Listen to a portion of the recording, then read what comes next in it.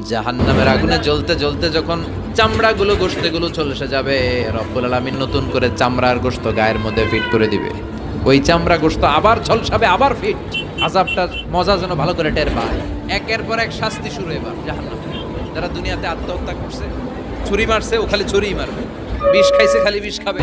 যে মেয়েগুলো ওড়নায় গলা পেঁচিয়ে এই আত্মহত্যা, তারা জাহান্নামের রশিতে আর ওড়নায় খালি আত্মহত্যা করতেই থাকবে। যারা স্মার্টফোনের ভিতরে ইন্ডিয়ান নায়িকাদের কোমর দোলানো ডান্স দেখেছে, অশ্লীল ভিডিও দেখেছে, জাহান্নামের গরম শিক চোখের ভেতরে ঢুকিয়ে দেওয়া হবে। যারা মিথ্যা বলতো, ওদেরকে এক লাইন জাহান্নামের ছুরি দিয়ে কুচি কুচি করে জিব্বাটা কাটা হবে।